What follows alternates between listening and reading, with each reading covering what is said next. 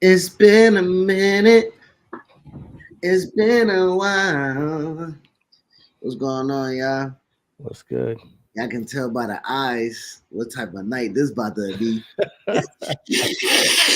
Word up, man. got the personalized Jack. Take it. Take a swig for the drinking man. Yeah. Oh, you're taking a swig. I gotta take a Take swig a for my. swig for the take a swig for the working man. Yeah. All right. This is toast to SummerSlam and toast to us and the T-shirt you're wearing. Ben Balor. He did not pull off the victory tonight, but in his honor, shout out to Finn. Mm. Toast it up for him. Bro, we about to we gotta get right into. Ooh, that's a big one. You about to be sending some risky texts with that one.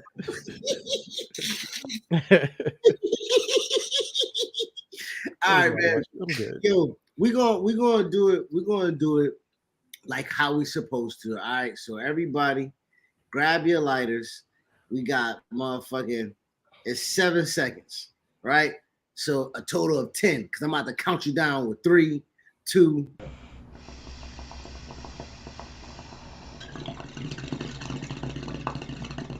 It's simple.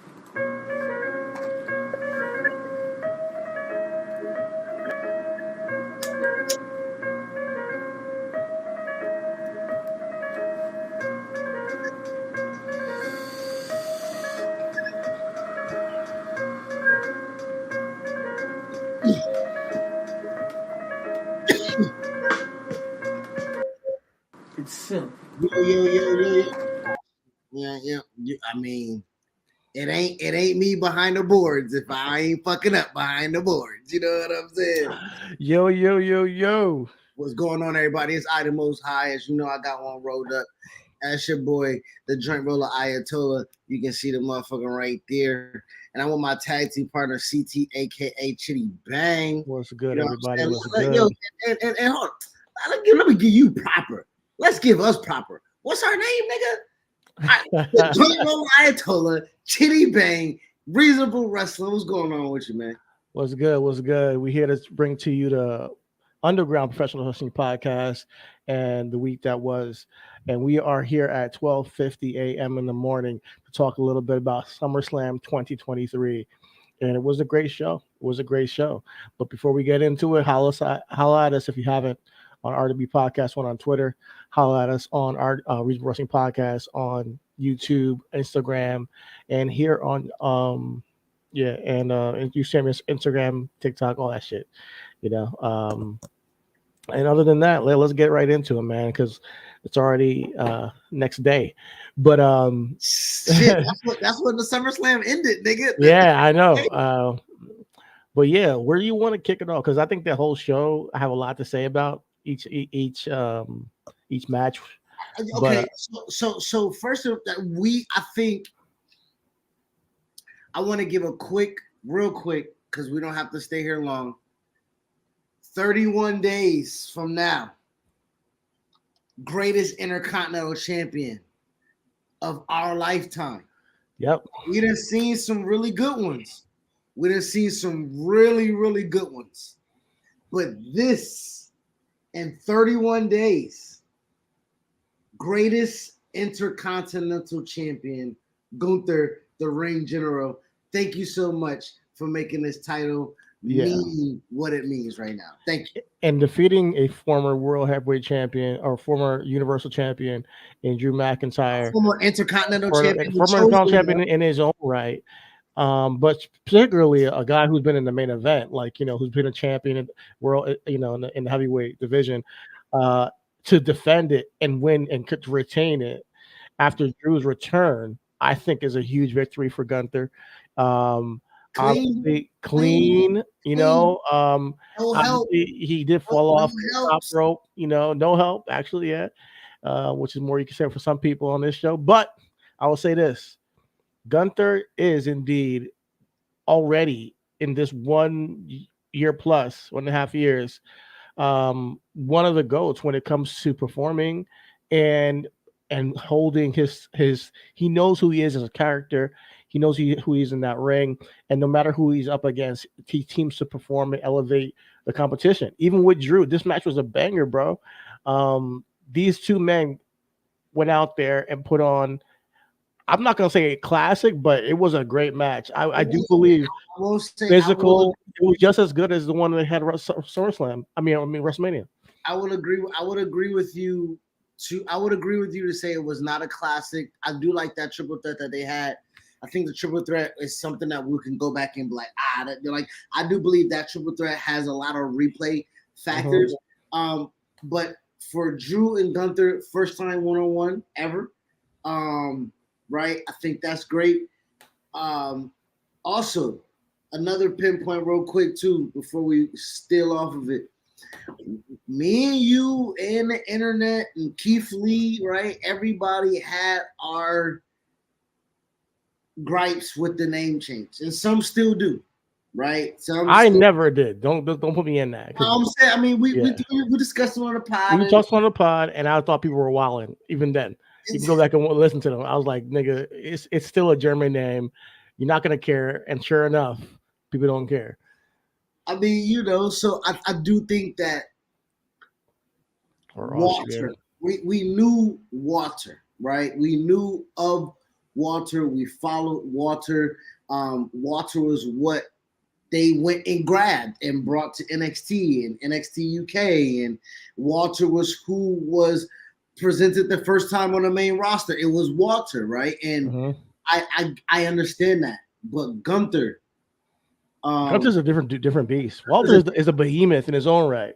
Gunther's a different dude, bro. Gunther's a different dude. He's dude. athletic. He reminds me of like an athletic dinosaur, I guess he's just huge, but he can do drop kicks.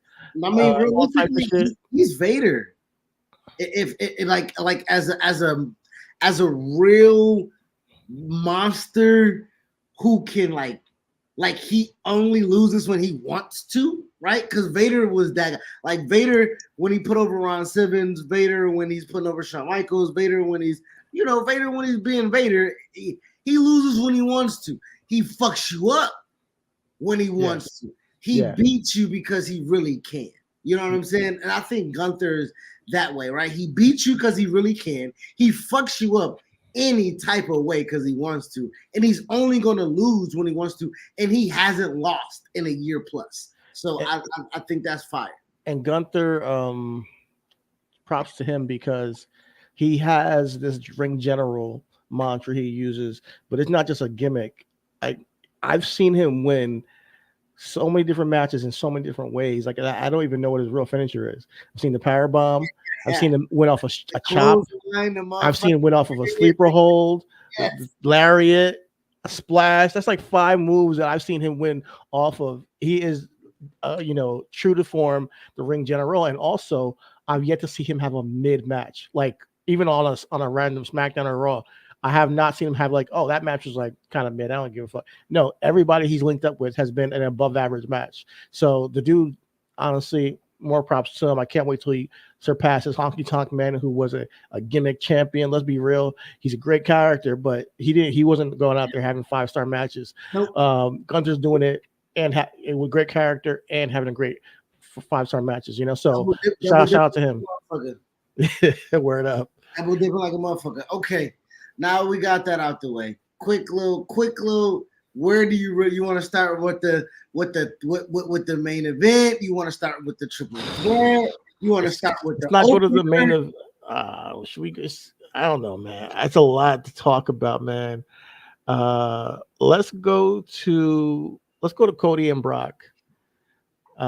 Cody, well, you want to go? You don't. No. Cody and Brock. Listen, man. Okay, let's. Because he's fresh on my mind. I just saw him in the interview. The dude right now, and mind you, I did watch the documentary. I got around to it, and what can I say, man? Cody's having a moment right now that is unlike anything I've seen in a while in wrestling, because he's genuinely endearing to the fans. He's genuinely endearing as a person and as a character. What he went through with Brock over the past couple months, this year, and what he went through with Brock in this match was getting his ass beat like profusely, like F5 after F5 on the freaking pavement. That shit is not easy to take. German suplex after German suplex, belly to belly after belly to belly. Getting beat with a chair on Raw, all types of abuse that this guy has put him through, and he had to take it. Now people want to say, "Oh, it's wrestling," it's all pre-planned, pre-scripted. But these niggas are taking real bumps, bro. real chair shots, Bro, and when you're going against Brock, he ain't holding back, you know.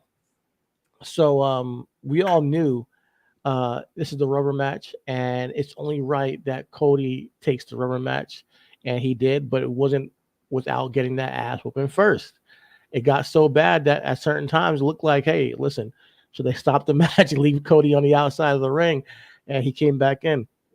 What I think Cody does, he's play into his underdog mentality, his underdog aura, and it's something that Dusty had, but he does it in a different way. Dusty did it like in a more fiery way. He does it in a more sympathetic way, that babyface underdog.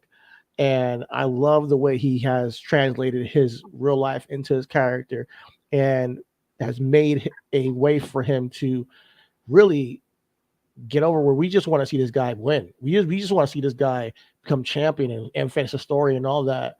So shout out to Cody. He ended up hitting with was it 3 crossroads to pin him after hitting the disaster kick and the diving cutter and all that stuff.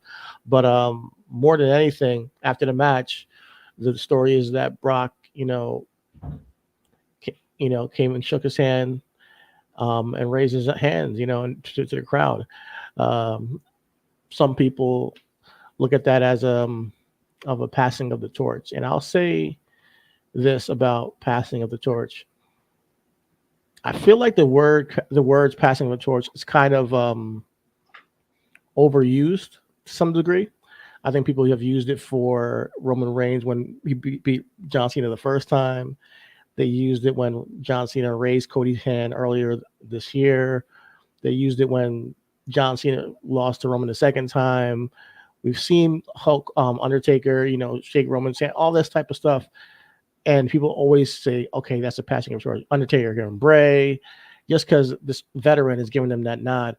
I don't always look at it that way. What I look at it as is one person earning the respect of another veteran, not just on screen, but backstage too. And I know that you had your narrative on what this Brock storyline was. And I think that you're right to some degree on like what this was to get Cody and see if he can maintain his heat with this, impending threat of Brock.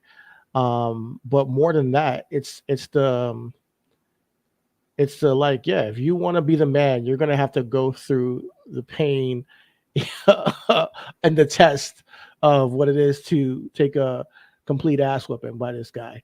And well, I will let you land with this because I'm the one who I would say for me, I'm the one who put in the group chat that was the passing of the torch. And the reason why I say this, and it ain't just the ass whooping. That ain't everybody gets an ass whooping, bro. Brock beat the shit out of Randy when Randy was a 15-year vet at SummerSlam. That wasn't no passing of the torch. That's just me beating your ass. You know what I'm saying? Like I'm Cody was on Brock was on the Pat McAfee show, and we talked about it because that's the rare time that I watch Pat McAfee. I'm not a Pat McAfee guy. I don't watch that shit. That's not my lane. That's not what I watch. I went there for Brock and Vince McMahon's interview, and I watched it. Brock said it himself, and this was before Cody was there. They asked, "Why do you come back?" Bro, you got a fucking farm, nigga. You made millions of dollars. You done conquered this fucking world several times. You are the baddest nigga around alive. Why do you keep coming back? And my nigga Brock said, who gonna take it from me? He was legit, genuine. Like, nigga, I get on that fucking plane because I am an attraction. Who's going to take that from me? Bro, Cody landed, my nigga.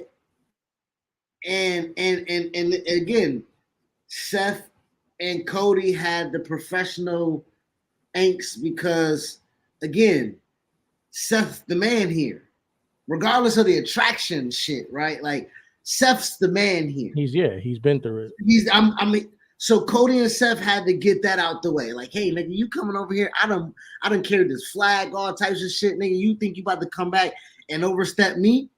And Cody's like, yeah. And that's why Seth has the title. Because Cody came in and fucking leapt over Seth Rollins as the man. So now as you leapt over Seth, the fucking Iron Man, the locker room leader, the next guy that you gotta motherfucking lead past is the attraction. It is Brock.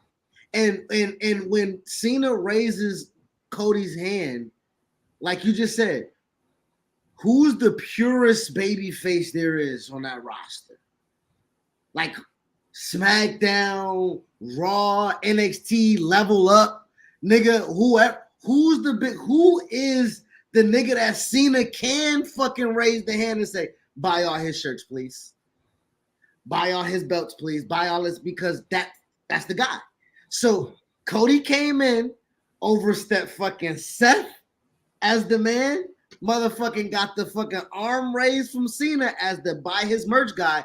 Now Brock is like, are you a fucking attraction? Are you an attraction? Because I'm an attraction. Nigga, when niggas hear the I'm a fucking attraction. That was the story this whole time for me. Okay. Right? All right, and I hear you. It was never told, and I know we have to. It's not fair. No, we got to put our own, it's not eyes on it. We have to fill in the gaps. Yeah. But as you saw in the presser, right? Cody's in a suit, my nigga. I'm at a presser. I'm doing all of this as if this is my company. And Brock is like, oh, nigga, yeah, that's the nigga. I can go sit on the farm for a minute now, because that's the nigga. Yeah. That's the nigga who's going to carry this business. I was the next big thing 21 years ago, SummerSlam. I made my name as the guy who's going to carry the company because I took it from Rocky. Rocky was the guy. I sent Rocky to Hollywood. This nigga Cody now can send me to the farm. Right? Rocky was comfortable going to do movies because he ain't got to be the great one. He ain't got to go from town to town, nigga. You know what I'm saying? And Brock ain't never been a town-to-town guy in some time, but Brock I don't have to come back for big shows. Not if I don't have to, because we got this guy.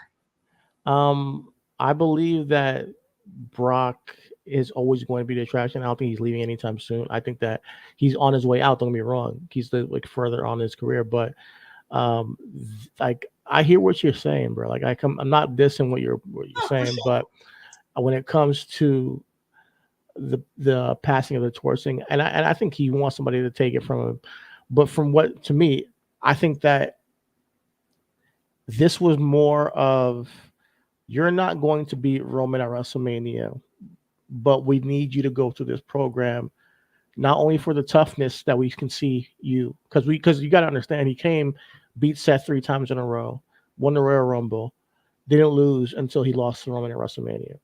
You know that. And even though because he was an attraction before that, like he won a Rumble because he was an attraction. But when it comes to, I'm sorry, I just want to pause you right quick, because I know you're about to lead to it, but I want to ask you this: if Cody doesn't tear his pec, do you think he loses at Mania? Because I don't. I think those. That's a great question, man. Those 9 months off gave them more momentum with the bloodline and everything. If he doesn't tear his pec, I'm not sure if he even has a WrestleMania match. To be quite honest with you, because he was already beaten. I think that he would have had a WrestleMania match. Would it have been Roman? Maybe, possibly. Yeah, like I don't. At the moment, it's the only thing in town, right? And that's why I said I don't want to. And that's why I'm saying, like you said, I'm giving you this program because you're not beating Roman. It's like, hey, you coming back from this pack. Let me see if you're still worth that. You know what I'm saying? I think this is what the fear was, and this is my take on it. I don't think this is anybody else, but for me, I think that he lost to Roman because they weren't sure if that him being win win and beat Roman, and then win just to keep your reign as strong would not have worn the audience out. That's what it was. So without any a babyface, like we talked about Bianca on the chat group chat, we'll get to her in a moment. Without a babyface without any adversity burns out quickly. We've seen it with Roman. We've seen it with Cena. We've seen it with people all the time. We've seen it with Ronda. Like people can burn out on you really quickly, even if you are talented and have the great mic skills, all that, the whole package, the attraction. If they feel like, oh, you're kind of stale, we expected it. You're kind of stale. We knew this was coming, and now you're winning again. All right, because once you win the championship, where do you go from there? You got to defend it. And what the fans are looking at is like, oh, who can beat him now? That's once somebody wins the championship, our attention turns to who's the challengers now. Who can beat this person? And we're looking at, oh, what this person needs to come up and get, a rub, or this person needs to get pushed. So what they did which was, their opinion, not my opinion. I think that's Cody would have been fine, but I can see the apprehension of like, let's get his title to Cody right now. And on top of that, Seth's apprehension of like, he wasn't comfortable with the way things went down. You come back from this other company you created, now you're putting the main event and you win it all, all that you might have made the locker room a little bit upset, even though, he deserves it because he's hot. But you got Sami Zayn, who was hot too, and he didn't get the title to give it to Cody right after that. There's a lot of connotations that go into that, and it's like, oh, is it politics? And people might be thinking that backstage.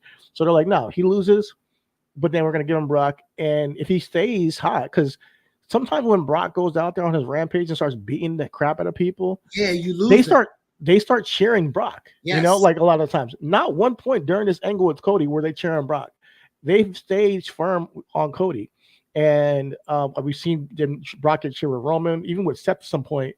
Brock was getting cheered with Drew. I think Drew was actually not. He was one of the people that they stayed true to him when he was facing Brock. But yeah, man, we've seen it before where people have gotten on Brock's side, even when we're supposed to be the heel. This wasn't the case, and you can see that. All right, now that he's going through it all, I think that Brock respects his place in the hey, you came up with me, you took everything I gave to you as a physical, what Brock does, and kind of test you and your toughness, and we all knew Cody was tough, but then have 3 matches with Brock Lesnar, it's tough, on your body. And then Brock is tossing you around, and Brock knows what he's doing. Brock knows he's going to toss you over that ring. He knows he's going to toss you, and he's not going to pull back on a chair shot. He knows what he's doing. And then you go through all that, and the crowd is still in love with you. He's like, all right, let me raise your hand. Let me shake your hand, and let me give you the props, and let me do it publicly so everybody knows that I respect you. Well, the thing about the respect is, again, the passing of the torch, right? If I was and I know it's splitting of the hairs, and the reason why I say it can be both is because according to Amon, that was unplanned.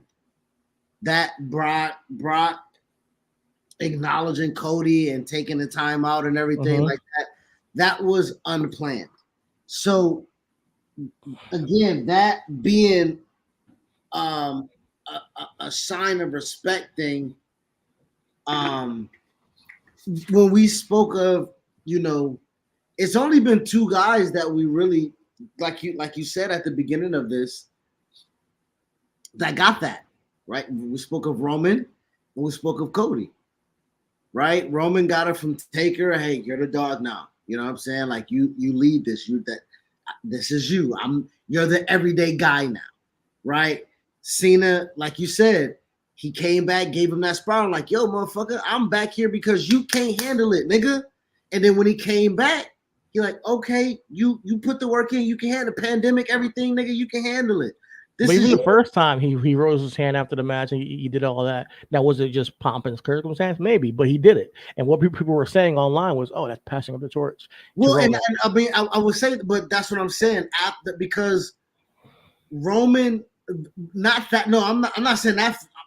That raising of the hand for me is after. Is not after the verbal. I think it's during this reign, if I'm not mistaken. No. This reign, Roman beat him definitively, and that was he walked out the ring, and pretty much like he's always the guy. But that first time he beat him, and he raised a hand, he pointed at him, and all that shit, and then Cena was gone for a little while, and Roman was champion, and then he ended up leaving because obviously he had his diagnosis, yeah. So, but that's when people were talking about, oh, he passed the torch to Roman Reigns, and it was almost like a. And to me, I'm like, did he really? Even back then, I was like, oh, I guess he passed his torch. Cena's gone. But to me, it didn't feel like he earned it. When he beat him the second time, it was definitively Roman was already the man. And well, I think that now with that though, two things can be true with your point in mind is that people can get the torch and not be ready for it, but they like yeah. You know what I'm saying? Like you said, he earned it. But by that second one, that ain't the passing of the torch. That's Roman making sure, like, yo, nigga, you're not never touching this again, right? Okay, just to let you know. You know what I'm saying? Like the rub that you get now is off of me. Yeah. You know what I'm saying? Which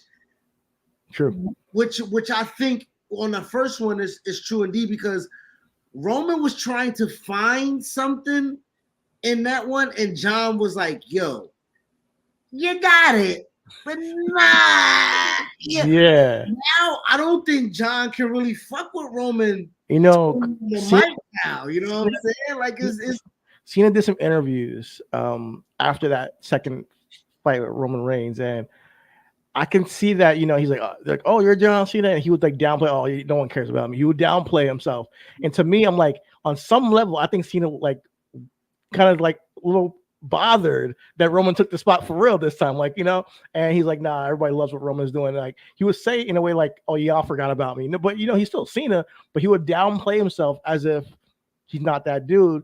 But I think on some level, like he kind of always thought that maybe Roman wouldn't get there and he would need to be that guy. But and again, so now to fast forward, piggyback and loop everything together with Brock, right? Yeah. Brock and Cena are two different egos. Yeah. Right? Cena wants to go, but he's still up because, again, everybody say you never can duplicate what this gives to you. Right? It's like what Dave Chappelle used to said something like watching somebody else do comedy is like watching somebody else fuck your bitch. That's what I feel like Cena was seeing with Roman Reigns as his, tribal chief space. When he became tribal chief, like, oh man, you're fucking my bitch now. I can't. I'm over here doing movies. Her well. Well. Yeah, exactly. Cena ain't never, hold on. Cena ain't never get a 3-year straight run. Yeah, that's not happening. Like he been at the top, and we thought that Cena, Super Cena, all time. Bro, he lost after a couple months or maybe a year. Bro, Roman doing this bitch filthy.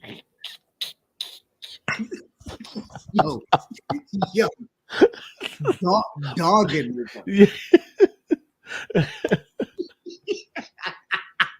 Oh my God. Cena was missionary every single night. Yo, man. But, let's get into our tribal chief, bro. Let's talk about our tribal chief, because hold on, it may not be missionary with this nigga, but he going long, brother. I got shit to do. Bro, can you get this nut out the way, nigga? God damn. Bro, this nigga long stroking the shit out of every match. Nigga. Bro, here's the thing, though. Like, give me a script, please, nigga. Please. Yo, that's funny as hell. Man, shit. I'll tell you this, though. Like, we all thought Jay didn't have a shot, but that's why you got to take your time with it. You got to get the crowd to a point where you feel like, oh, maybe Jay can do something here. Now, I never thought in this match that he did, but I saw online people did, and people who were going live. I saw them. Ridiculous. This is the most ridiculous. Oh, shit. we got a guess. Oh shit! Let me take this shit off. Yo, what's Good. Girl. What's up, man? Right, man, Lord, please be with this nigga. Okay. Like, I don't know. Listen, nigga, you call when you get home, please. We are not. Wait, what happened? You are driving. This nigga said, "What happened?" What you want me to do? I couldn't waste no time. I couldn't waste time. I'm 5 minutes away. We good. We good. We good. Brother, We good. We good. We good. We good. Oh man. This nigga said, "What you want me to do? Call when you get home, nigga." We good. We good. As soon as I get home, I gotta walk Destiny anyway. We good. We good. Okay. Man, we here talking about the tribal chief and how he Chris will say it better than me. Yo, this nigga, hold on. But as you were saying, everybody went into this match not thinking Jay had a chance. Why the fuck was it 35 minutes, bro? 35 minutes of this nigga not of us knowing for a fact. Like it was bro. This was probably the most clear 100% bet that you can make, nigga. I mean, it was a good match. Like I wondered how they can, Wait. I'm pretty sure none of us knows, but like, how long was this match in Hell in a Cell the first time he faced against Roman Reigns? Because I'm sure that wasn't a short ass match. Yeah, first time. I'm pretty sure that wasn't a short ass match. I'll watch it. I'll go back and look. Hold on, let me see. You said Hell in a Cell? Sure that wasn't no quick little 15, 20 minute jump. I'm pretty sure that was like, this was probably it longer, lasted a good minute. It was pretty long as well. They're both in the main event. The first one was in the main event. But I felt like they make Roman Reigns matches long and he takes his time with it to give his opponent the feeling that they have a chance. Because he's so dominant he fights right methodical, like he slows. Yeah, he's that slow methodical wrestler. So his match is like, he's like the Undertaker. His match is going to at least minimum be like 20, 25 minutes at least, because he's methodical. Like, he wants to take his time. And and you can realize, like, during the middle of the match, like, he talks to the crowd. He's engaged with the crowd. Like, he's talking shit. So, like, that's just him now. Like, before he was doing that shit, he wasn't engaged with the crowd like that. Now, like you seen tonight, he was engaged with the crowd, talking shit. Like, he's doing this. Like, he's doing a lot of shit in between the fighting. Like, he's doing a lot of engaging, like, talking. That's one thing I do so I like feel about him.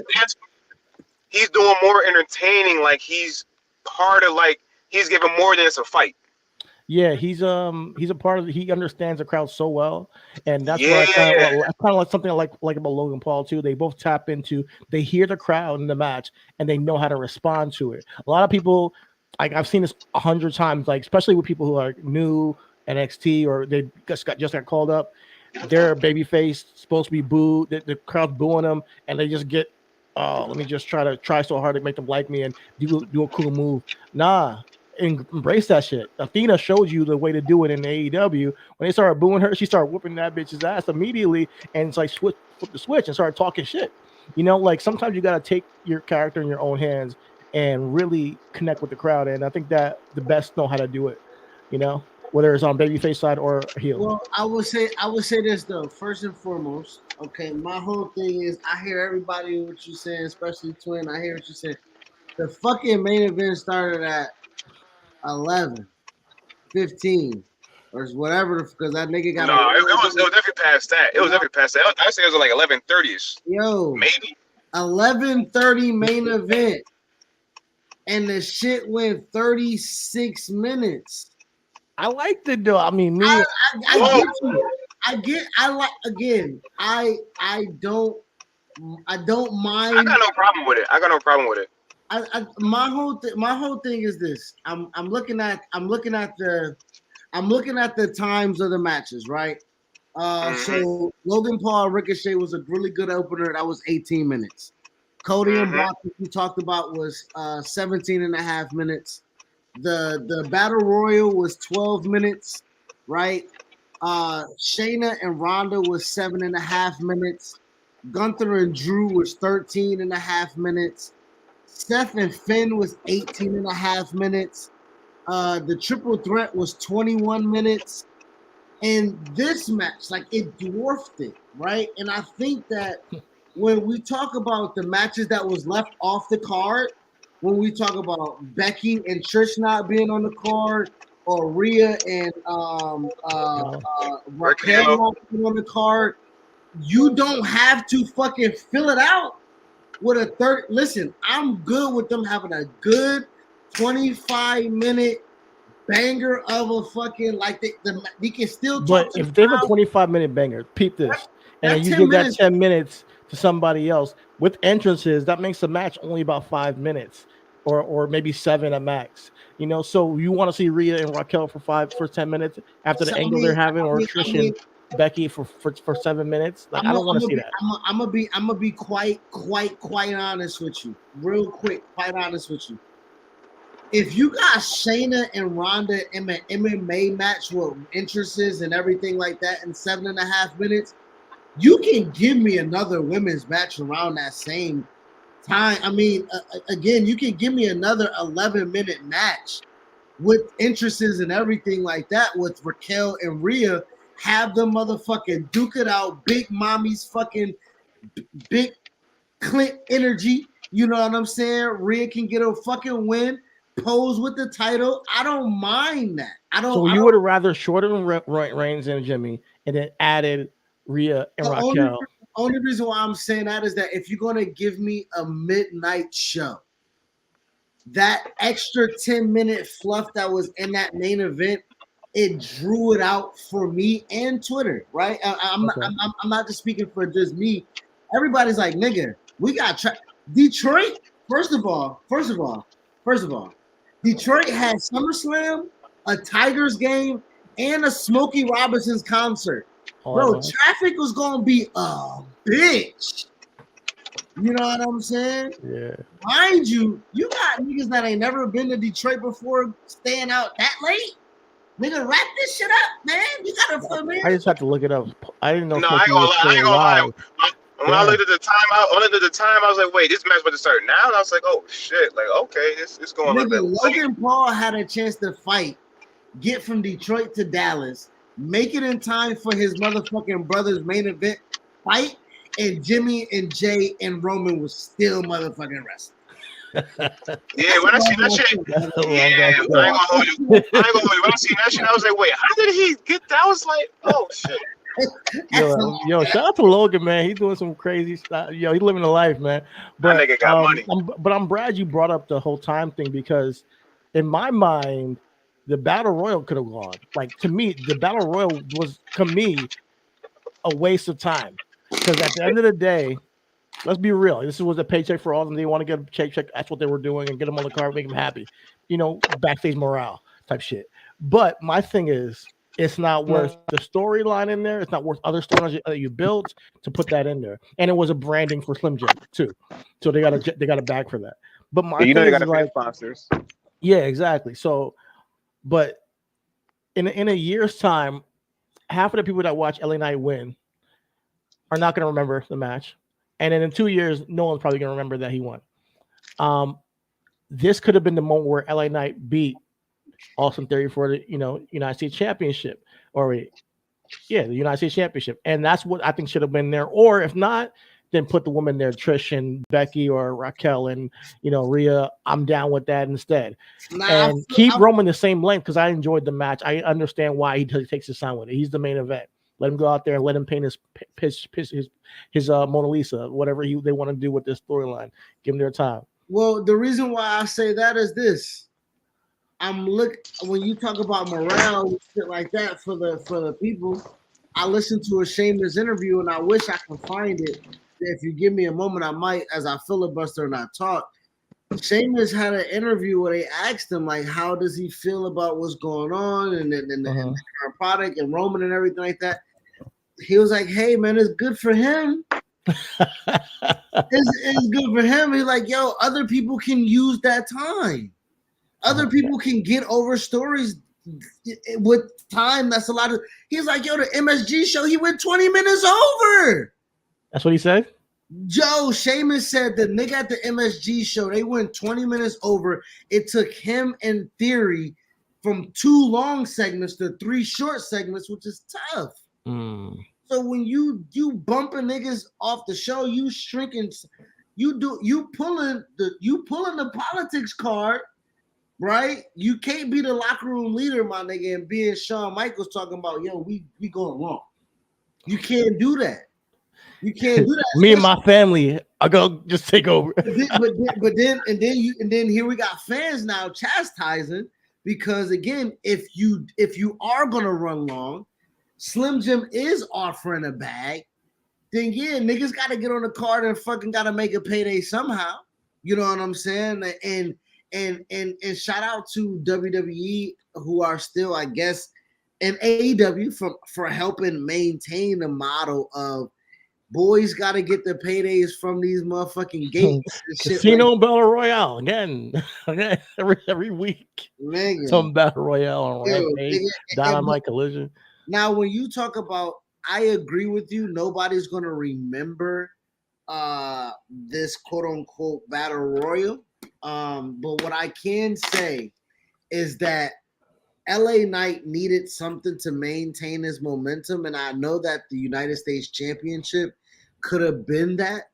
But if they have a larger kind of like trajectory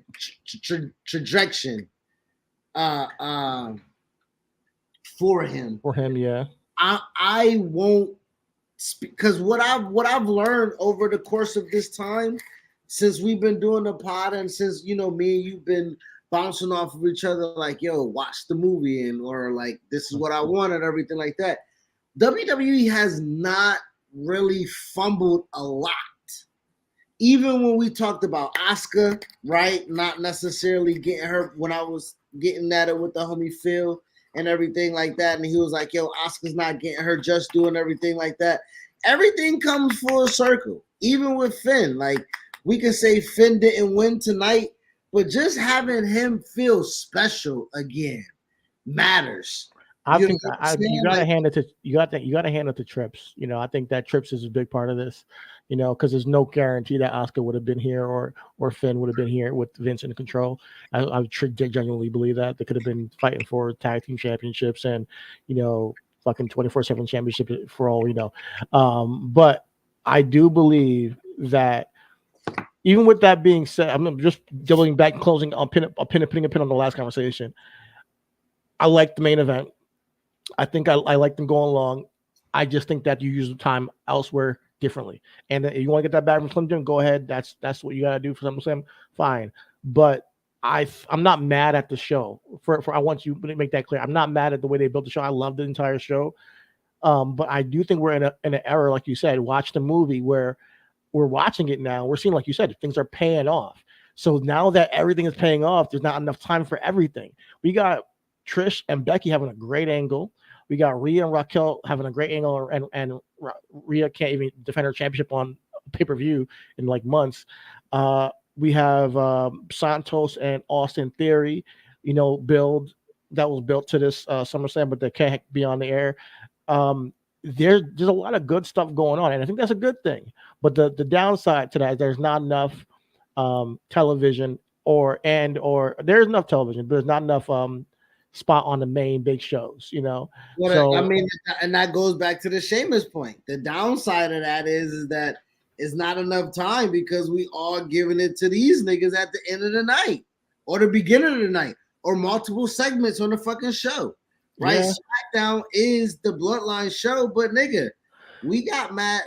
Listen, what just happened on SmackDown? Right? I mean, it's like we say in general, like we only got 24 hours in a day. I mean, you talk about, you said SmackDown's a flagship show, shit. Well, SmackDown's only 2 hours compared to Raw, so they're really on the time constraint like that. So like, yeah, like you're saying, you know, timelines is, you know, especially with how SummerSlam went. You're right. We could have possibly fitted in a title match with Austin Theory and someone else, or maybe put in Raquel and stuff like that. But like you said, it's just the timeline. It's like where we put it in, what we taking out, where we're going to add in. Because like I said, with the Roman fight, it's not just a fight. It's storylines. It's little, and that's why I give it. It's little nuggets. Like literally when like for a segment where Roman accidentally speared Solo, and then when Solo looking at him, we looking like, oh, is this when Solo about to fucking turn on him? and then you get the whole like it's literally little shit, you get little segments, Yeah. little shit like that they're trying to add on to it. That's probably why it makes it that adds on an extra 3, 4 minutes, 5 minutes, So which with that, adds on to the match. Like it's with, like you with, like you said, it's so much that they're adding on to it. Unfortunately, it's little shit that's gonna be not gonna be part of it. with that Like spot, with that spot twin one time, I want to get because I was super confused with the rules of engagement with the match. I just thought it was another qualification match. Like I know this I shit.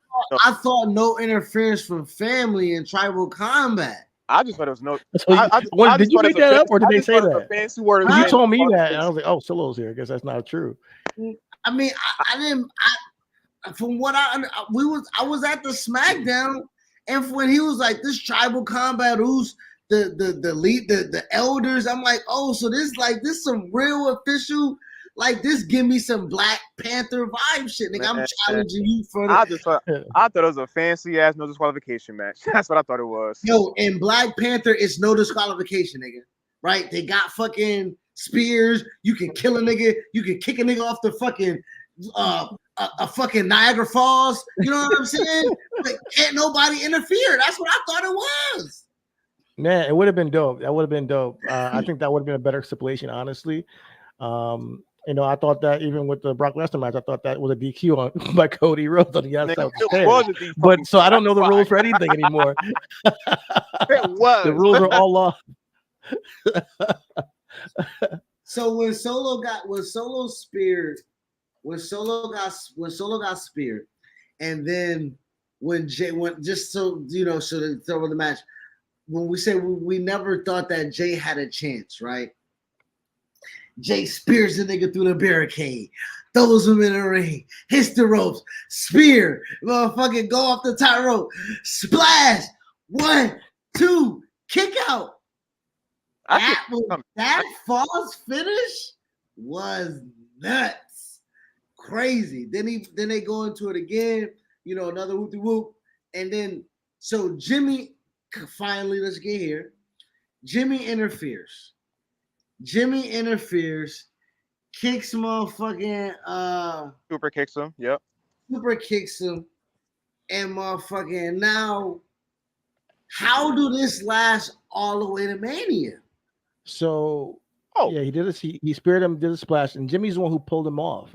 He didn't kick out. He pulled him off. So we don't know. Jay might have won that match if not for Jimmy pulling him out the ring and on that count. And I don't know how you build this all the way to WrestleMania. I think they're going to probably do something at Payback. I personally have been saying that I want to see Jay versus Jimmy at WrestleMania for a minute.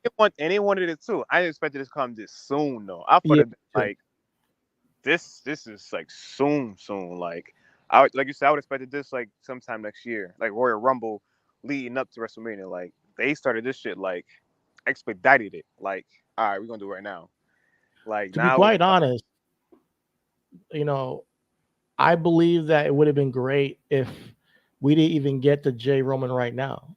I think it should have been Jay and Solo, and Roman could have defended it against, I don't know, AJ Styles or Bobby or even Sheamus at SummerSlam. But I mean, it was a great story, and then we could have moved Jay down to Payback and then move this angle down along with it. Because right now it looks like they're going to hotshot this. I don't see how you do it unless you do the whole Rey Mysterio Dominic thing where like, yo, my brother, I'm not going to fight my brother thing, and I'm moving to Raw, and I can't believe he did this, but I'm not going to fight my brother, and they move him over to Raw. I can't find my twin, if they do that whole thing. So that's a possibility, but I did not expect to turn today for Jay. We'll get more answers on SmackDown, but it's a great little wrinkle to this. As you also mentioned, Solo and Roman's, you can't control Solo at this point. It's getting kind of crazy. Yeah, I think I really think they're gonna make that rivalry drag. Like they're gonna make that shit really deeply rooted. I think Jay moving to Raw would be great too. I think Jay would be perfect on Raw. Right now, he can't do anything else on SmackDown, to be quite honest with you, unless he's going to face Theory. But yeah, he would be great to face Gunther and Seth and it'll be awesome to see him there if they actually moved him over. But what would be the motivation for that? Just pure like I ain't fighting my brother. If you've seen like when the whole thing happened with Sammy, he had to take a hiatus and leave for a little while and like figure his shit out. When Jimmy turned on Roman, he had to go away and figure his shit out. It could be just something like that. Like, hey, listen, Jay needs to think about things. He's off, and then he comes back and he's like, listen, bro, whatever it is, we can solve it. We don't need to fight. And then he's provoking him, and then he's like, nah, I'm out. And he's like, listen, I want to get drafted. I want to get traded to Raw. You can go to trips, same the way Ray did. Off of something like, listen, I've done what I had to do here. I try to, give it my all to SmackDown and the Tribal Chief and all that stuff. To be quite honest with you, with the time constraint stuff, also Roman on the Raw would be much better for Sheamus and them on SmackDown because there's more time. But Jimmy going to Raw, I think, would be the best case scenario if they want to go that route. If you're trying to get this to a WrestleMania angle, in the same way you did Ray and Dom last year, because they dragged that shit out last year, and now you can have Jimmy be the guy who's antagonizing his brother and saying, "Yo, I'm gonna win singles gold before you," whether it be Austin Theory's gold or he can go after Roman. I'm not sure if he's gonna go after Roman, but he seemed like this is a jealousy thing, Jay, I think that will be the story for me, right?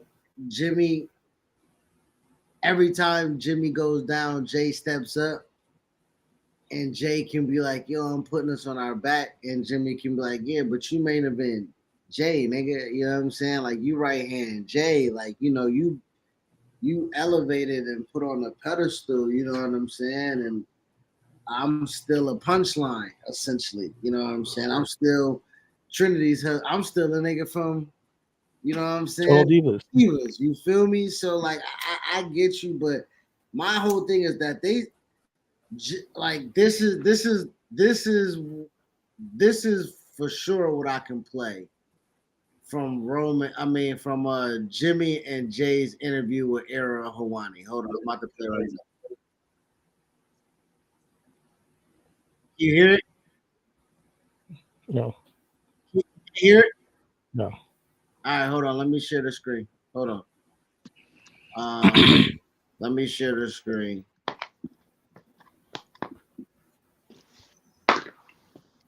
Bam.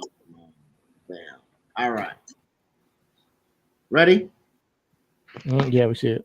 Has anyone in WWE ever pitched you guys a feud between you guys? You split, but like not just go your separate ways, like actually Jimmy versus Jay. Funny thing is, we haven't pitched it yet, but we're constantly saying it to each other. Really? Constantly pitching. Before our career is done, man, like that's been his go-to. That's my number one, dream of happening. Me versus him at a WrestleMania. Wow. Why? Yeah, man. Why does that mean so much? Because it's like back in the living room, Moose. Like from day one again, man. Like this is what we always wanted to do.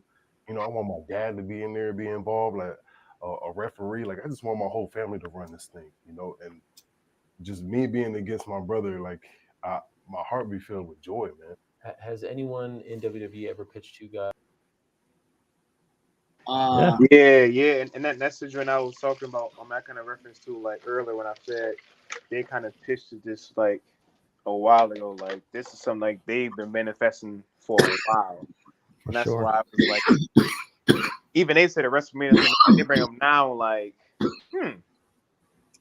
WWE like, no, let's expedite this shit. So it's like, I mean, like we're gonna enjoy it regardless, but like I said, it'd been way more enjoyable on the grander sense. Like, yeah, they done that shit then. Like, well, we'll see. We don't know yet because they can do a Ray and Dom for a year where John turned over SummerSlam last year too, and next thing you know, was it SummerSlam?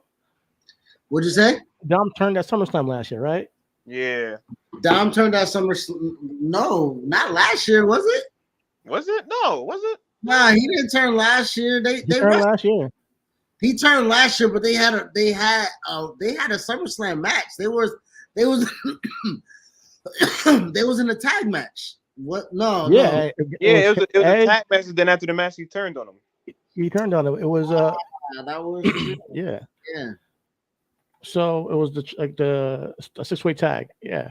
And if they can do that for these two guys and keep them apart, and they do the social media thing where Jay is talking shit about Jimmy's talking shit about Jay, and like Dom was pulling up to Ray's house and beating his ass throughout the year and Christmas, Thanksgiving, like that shit was funny as hell. But that was awesome. So like if they can do some stuff like that, they can definitely hold it off. It's possible because they did before. So we'll hold off and see what they do. If they do payback, it's gonna be like, all right, we'll see on SmackDown. On SmackDown, we'll know where they're going with it. Because if they're pushing towards payback, then it could be a hot shot thing. All elsewhere on the card, we talked about it briefly in passing. Finn and Seth went close to 20 minutes. Very good match. Wrong person went over. Very much upset. It was a good match, man. I like this a lot more than the first one, and the false match, finishes were so crazy. That match is definitely. What was that number 3 for them? Yeah, that's the third. That's the trilogy for them. They after that. That was like the third Guardians of the Galaxy. Like that shit was That the drama, the whole match, like them kicking out each other's finishers, and then Judgment Day coming in, and then with Damian Priest, then at the end, like Damian Priest, like facial expression, like after he lost, like I think a lot of people had that same facial expression. It was like ain't no way this shit ended like this. Now, Damian Priest added a lot of drama to it, with bringing it down with the Money in the Paper case, and you can see that there was miscommunication between him and Finn. Like Finn's like, "No, we're going to Plan A. Like, just chill out." And then he's like, "All right, Plan B, give me the briefcase." Like, the whole thing, because when he hit the coup de grace and he kicked out. Priest, he just shut. He's like, "All right, just take the motherfucker. Just take the shit." Yeah, exactly. He's like, "All right, man, just take the shit. All right, just take the briefcase." He was frustrated. He's frustrated with him, and then he gets stomped on the briefcase. Man, it was. I feel for Finn because we all wanted him to win, but there's this storyline and what they're telling with him and Seth and Judgment Day, it has legs, man. Like they can go a lot of ways. Like Finn still has steam, and he, like you said, to see Finn be in this space right now and matter is great, because I think he's better as babyface, to be quite honest. I think Finn is like champion material when he is the babyface champion. I don't want to championship and have a backup I want to see him like low key, like on his own, like and do his thing as champion. And I think that'll bring it full circle to when he had it the first time, but yeah, this angle has been great, and we'll see where it goes. But shout out to Seth. He's killing it. He's doing great as a world champion. He just got this new championship a couple months ago, so we'll see where the reign goes. Speaking of reigns, all right, Bianca had her third, like 8 seconds. You know what I'm saying? It's her fourth, right? Is it her fourth?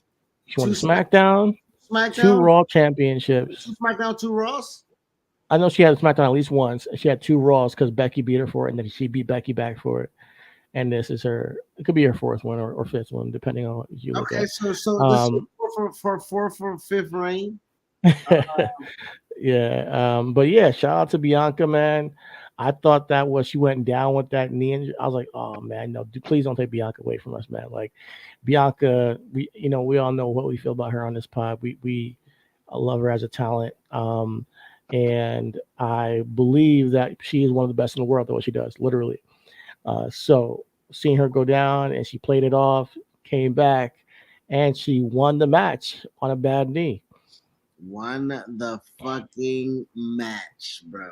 Yeah, like I ain't gonna hold you. Like when she got injured, I'm like, okay. Then when I seen her like almost pull like a Daniel Bryan, got injured, came back, won it. It kind of reminded me of that. Like it was one of those, okay, like this is her shit. Like when she did that shit off the top rope, something in my head like, yeah, this her shit. They're about to give it to her.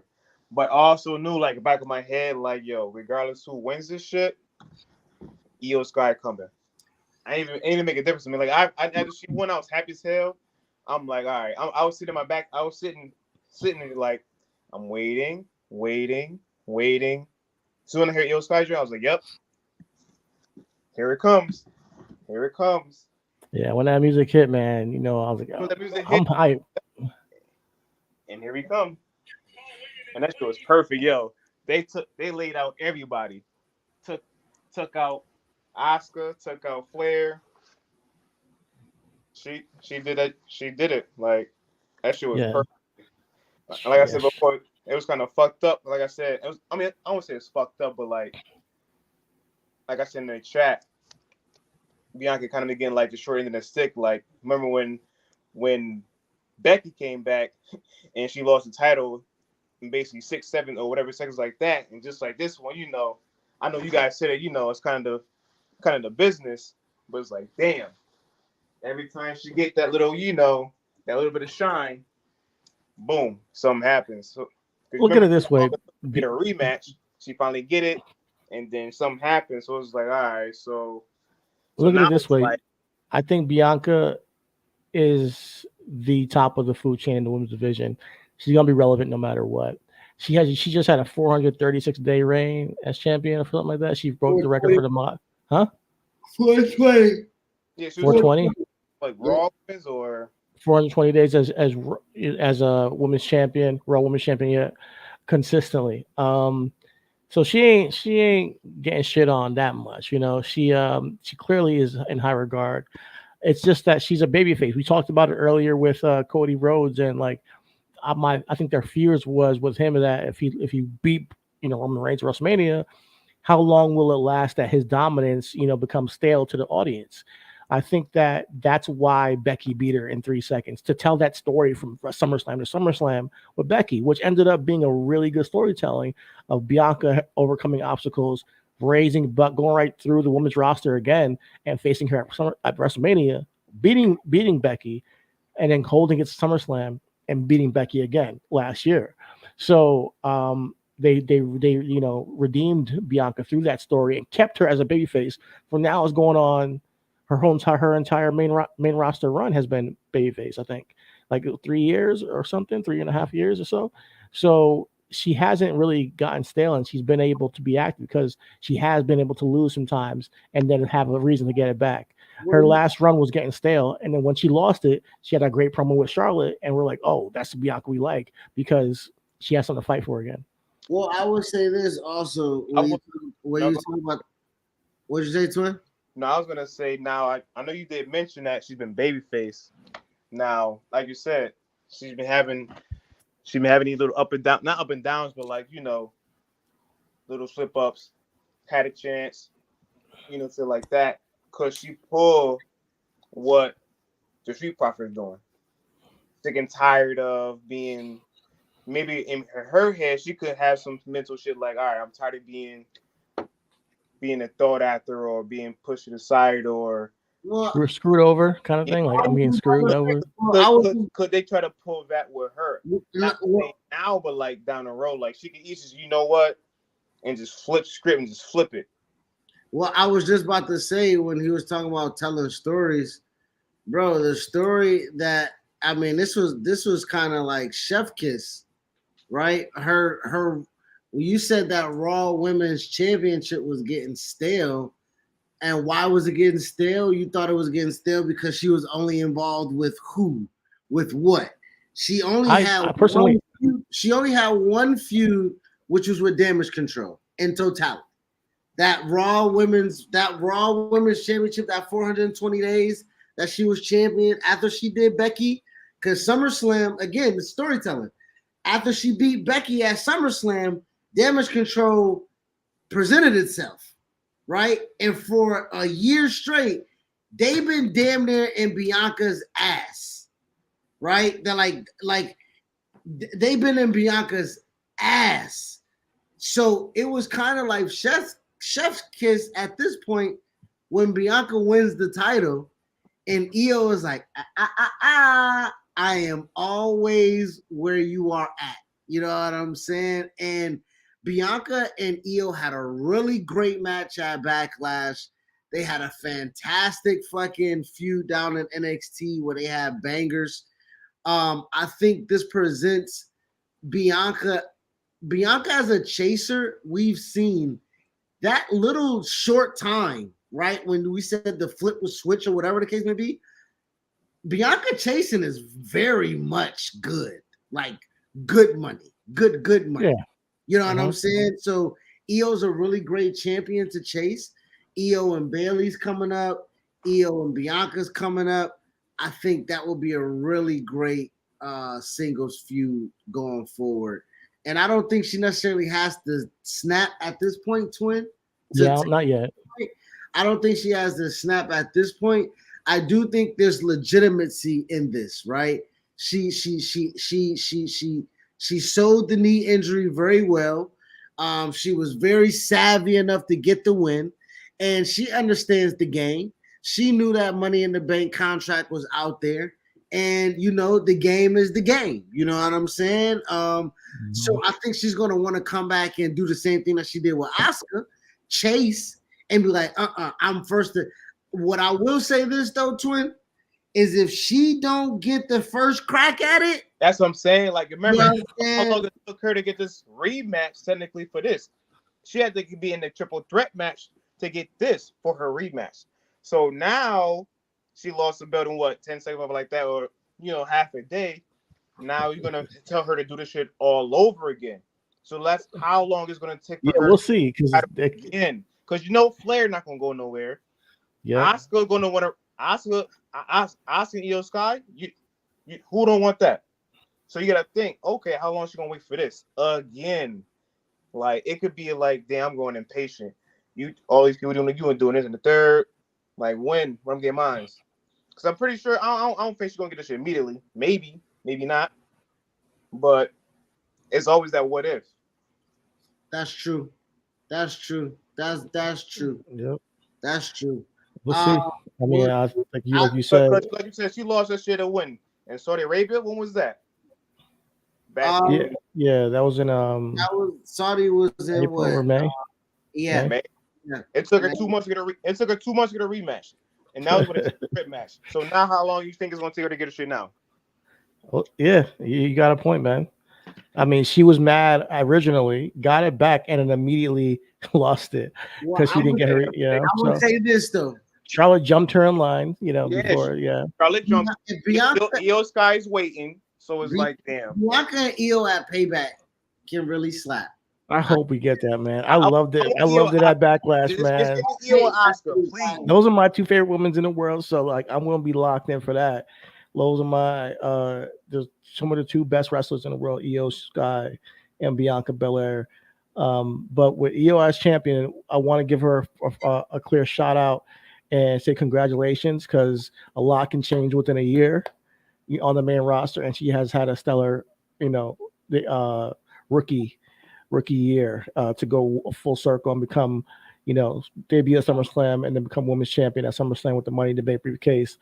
We all know how talented she is. I'm looking forward to seeing her with these angles. I think that Bayley's a great mentor to her and Dakota. I do think that Bayley doesn't get enough love and shout out when we talk about these women in damage control, because I think that she's part of their success for real, honestly. I think the best part of this is SmackDown's women division is thick as fuck. You know what I'm saying? It's Bianca, it's Charlotte, it's Io, it's Asuka, it's Bayley.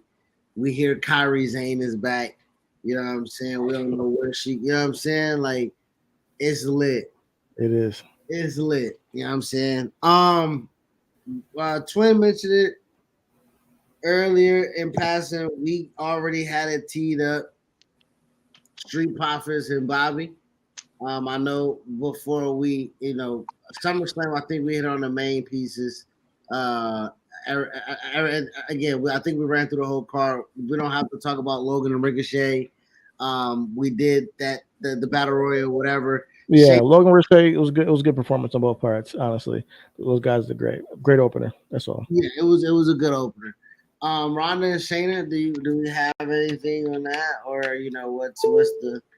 It was weird to me. It I know was. like you guys liked it, but I would have. I was saying before. Like I wish it had been in the fight pit, like how they did. that would have been ill. I think that'd have been dope. But I mean, like all in all, it was a. Nigga, they gave I gave it a 7 out of Matt Riddle to fight pit with Daniel Cormier. I don't know why the fuck they didn't do nothing with Ronda and Shayna, bro.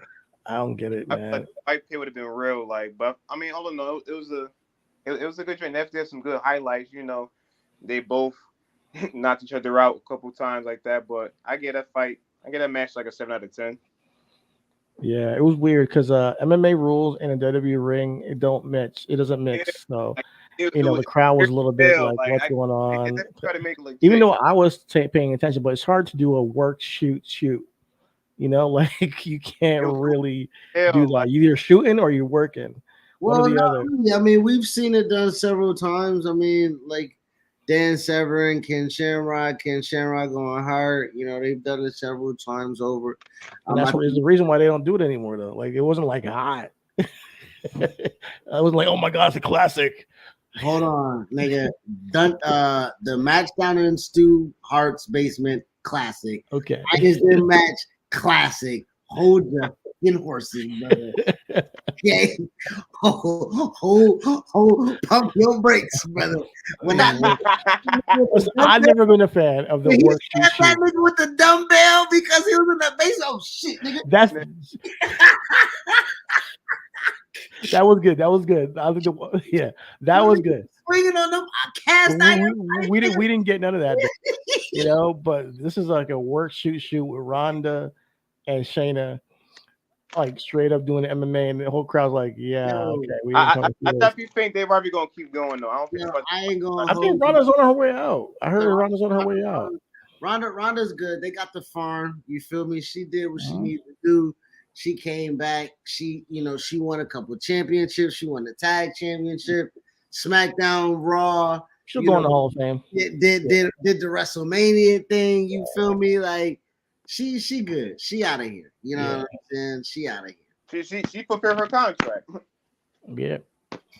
Bobby and the Prophets on SmackDown. It's happening. I mean, I don't know. I don't want to call it nothing. I don't want to call it. I don't want to dare say it's a part 2. It's a whole nother animal. I'm just gonna say it was awesome to see them. Wait, part 2 to what? Does not even say the name because it's a whole new thing. Wait, Chris, part 2 to what? What? You said you want to say a part 2. Part 2 to what? He said it's not a part 2, and not a part 2. Bobby leading the group with people is not a part 2 to anything. It's just brand new. Thing. Because I don't want to put them in that crew that because he had his thing. Now he has another thing. Yeah. We don't know what this is, but I do think that the aggression that True Prophets has shown is long overdue. And then the reaction though is what I thought was dope. The reaction from the crowd for the Street Profits turn, and then Bobby coming out, them chanting Bobby when he met them at the top of the rampway.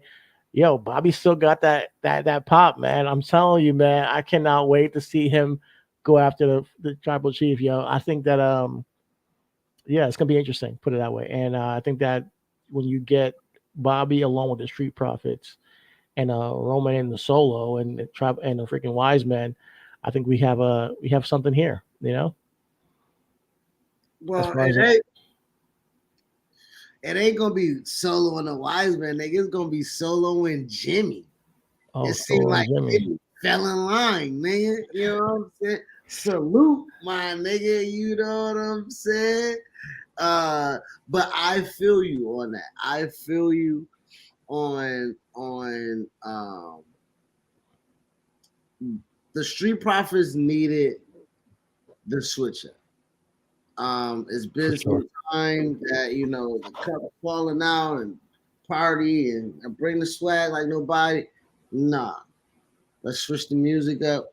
We bringing the swag like nobody can, but nigga, we done. You know what I'm saying? we bring the swag like nobody can, nigga, but we gonna motherfucking let you know that the swag is different. Mature swag, you know. And Bobby, like you say, I don't know how he was able to maintain it. But once he grabbed a hold of that shit, them niggas love them some Bobby. Yep. Them niggas love them some Bobby, bro. You know they say absence makes a heart grow fonder, and he'd been gone for a minute, but then they started teasing him with the Street Profits and then Carmelo and Trick and all that stuff, and that just got people to whispering, man, and that was a great that's a great reintroduction or whatever to whatever he got going on now. It's not like he was gone doing nothing. He came back with a plan. Well, the thing about that too, I want to double back on this though. Great American Bash 2005, I believe that's the year, or maybe it's 2007. I'm sorry, my years might be mistaken. Bobby Lashley versus John Cena, right? Same type of vibe, right? Once Bobby gets a hold of these motherfuckers, he don't really let them go. You know what I'm saying? Like, that was a really 50-50 split back then before Cena really got the reign, and people really thought that Bobby could be WWE champion at that point in time, and niggas really wanted that. And since Bobby did what he did with the Hurt Business, since we're just gonna throw the name out there, once he became WWE champion with the Hurt Business, the legitimacy of who he was really was palpable, right? Because he wasn't just a big,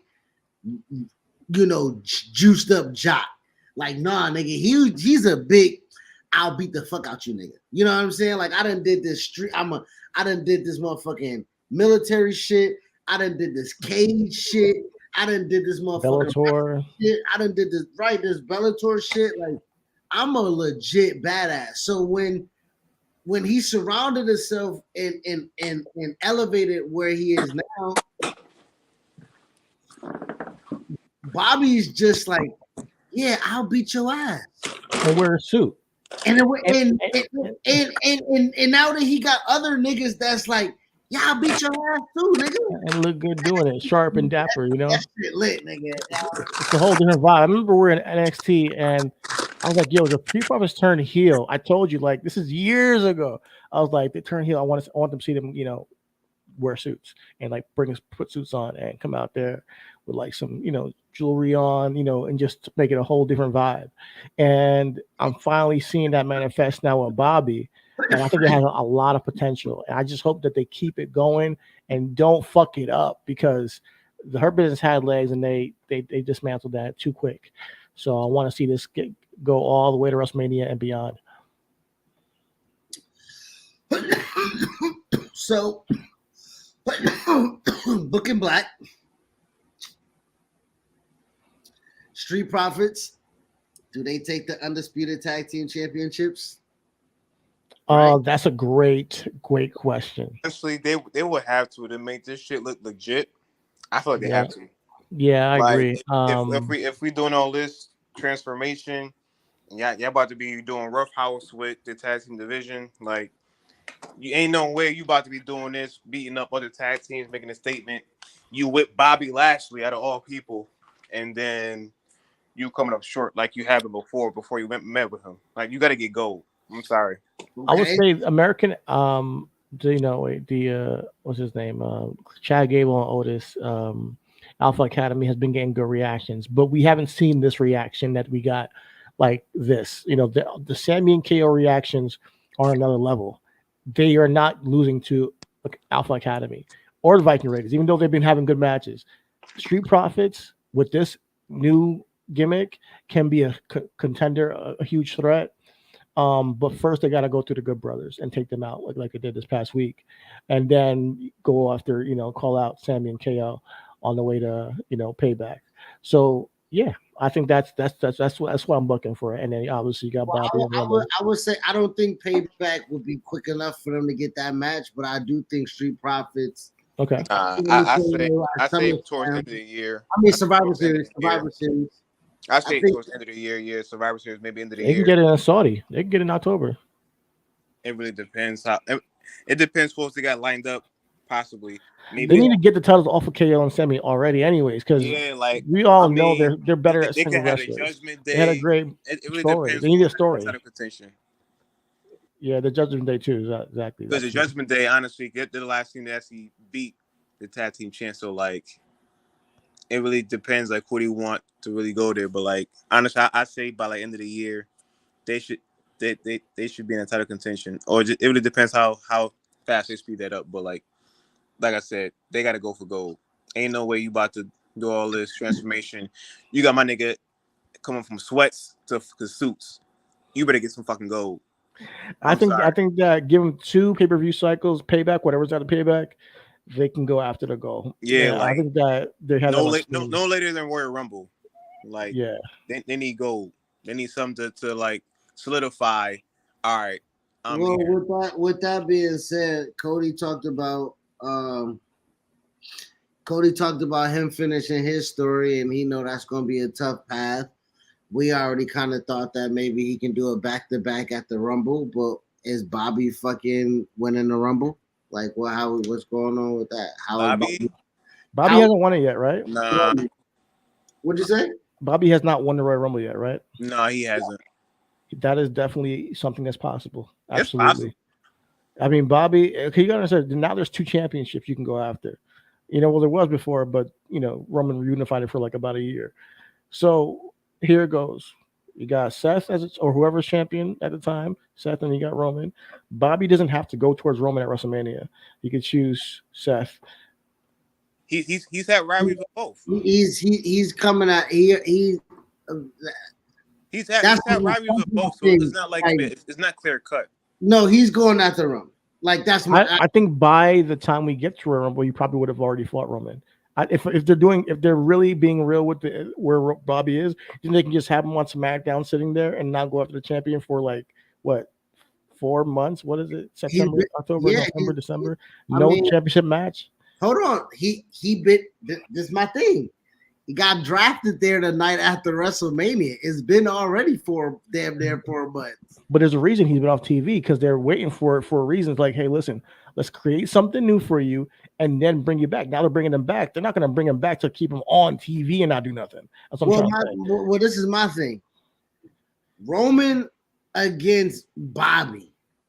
Do we like that storyline though? But I like I don't know what it is yet. We got to find out. And this is what I'm trying to say. Roman against Bobby, you can't sacrifice Bobby to Roman.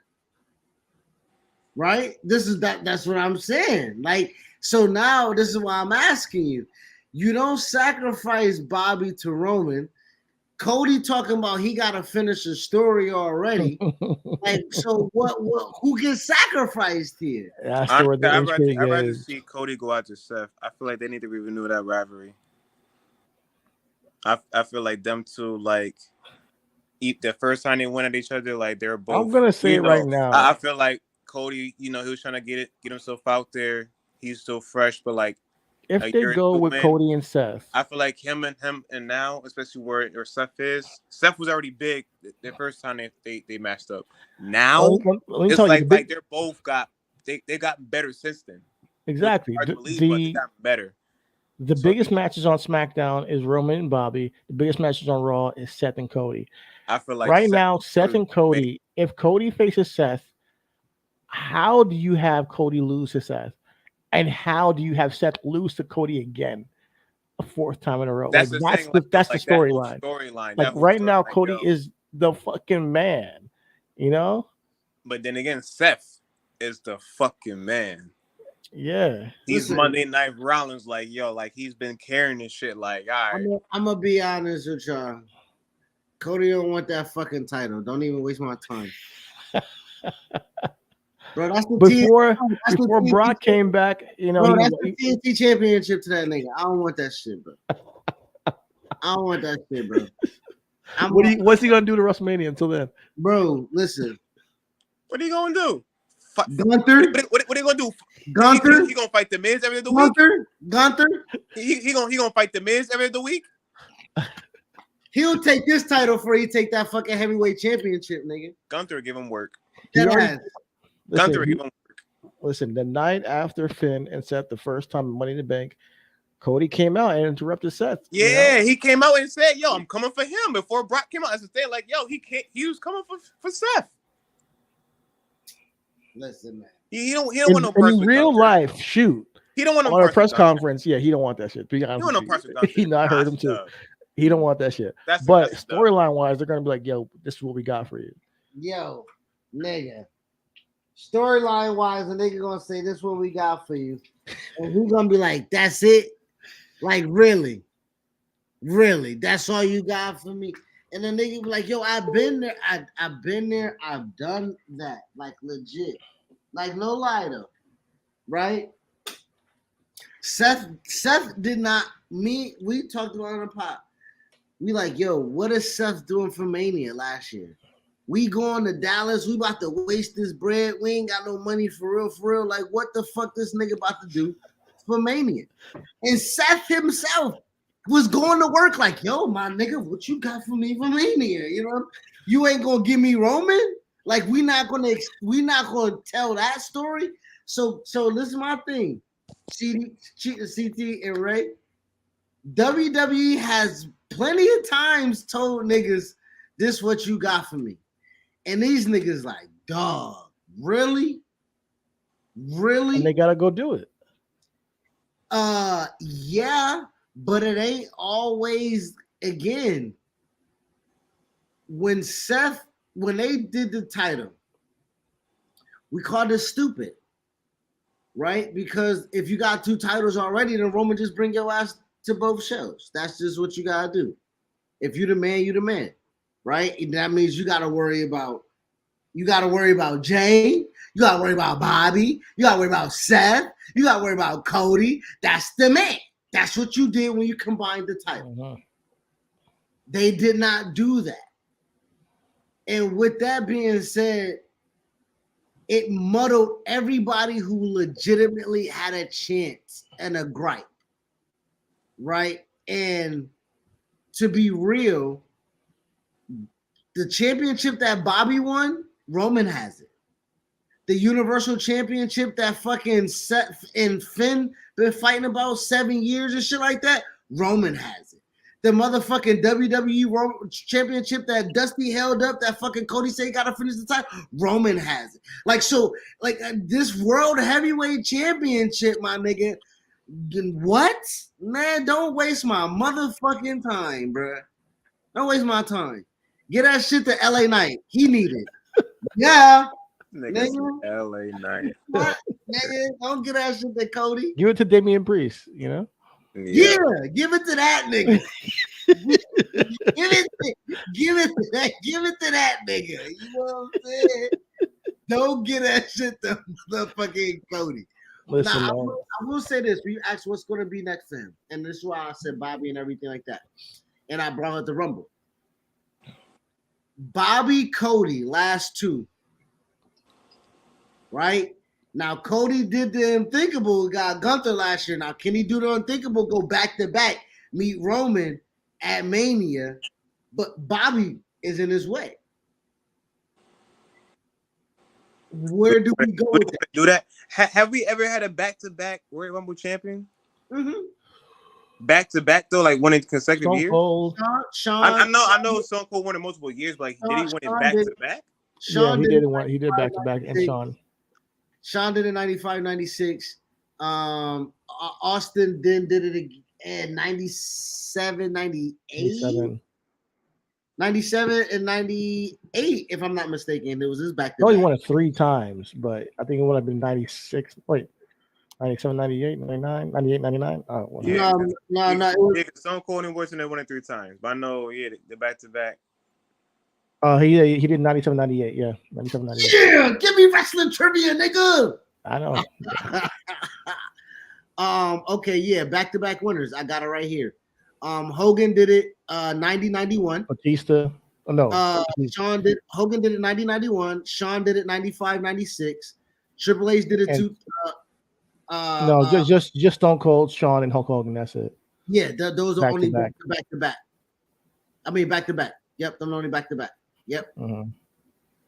It's been a minute. It's been a while.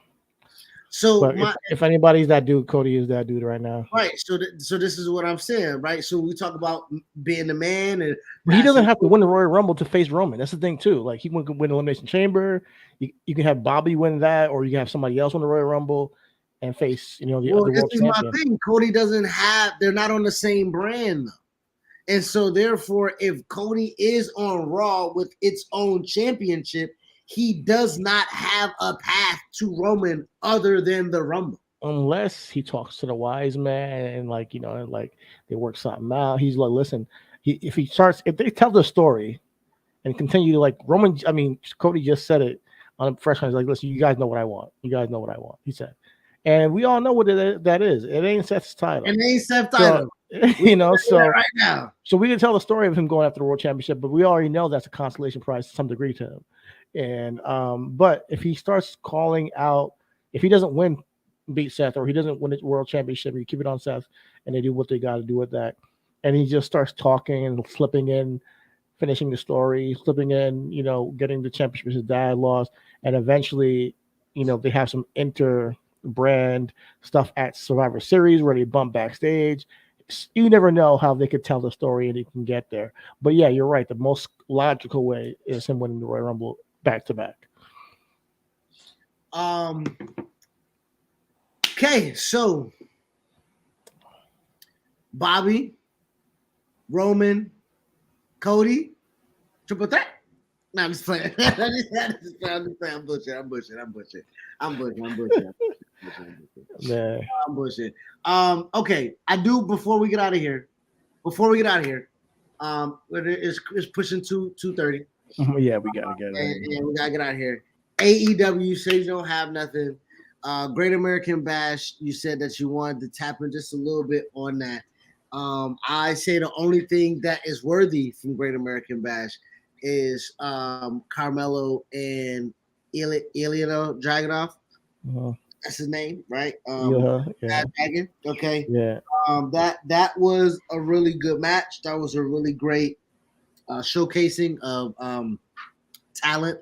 I was surprised, to be quite honest, that Carmelo maintained because I thought he would get the call up, but he's doing fantastic work down there in Orlando, and it looks like that him and West are going to continue and maintain and tell their story as they have great chemistry and unfinished business to handle themselves. You know what I'm saying? So I like that going on. I also like Trick not turning on his brother, but just saying like I gotta do my own thing. You know what I'm saying? There's some things that I need to take care of and accomplish as a man on my own. You know what I'm saying? Yeah.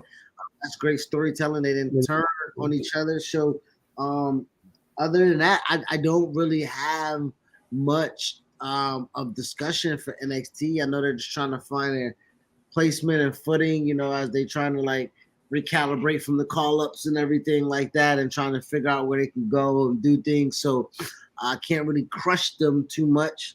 But yeah, what did you have on that you wanted to speak No, about? you pretty much nailed everything that I was gonna hit. Pretty much, I think that's it.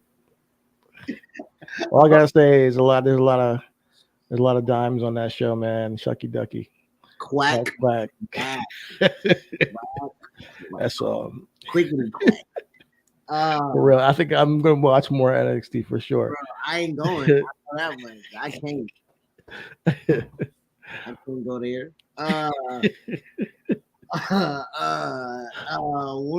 One more thing before we get out of here. Adam Cole, MJF. What a bummer. It's unfortunate. I am disappointed. But me and you talked about the angle they had. Let me see. Do I have it up? There's something I want to show you. But no, I know I'll save it for next week. But they can essentially rehabilitate this angle for me. But I didn't watch this week because I was like, I didn't even watch this week. But I saw the promo. I see what they're doing with MJF. I kind of dig it if they really are connecting to the fans in a certain way. I don't see, put it this way, this storyline they're telling with MJF and Adam Cole can be bigger than the World Championship, depending on how they tell the story. And it could honestly be the thing that turns MJF a babyface if they go that route. But I'm gonna save that for next week. It is 2:30 in the morning, and we'll talk more about that either during the week or next week on Saturday.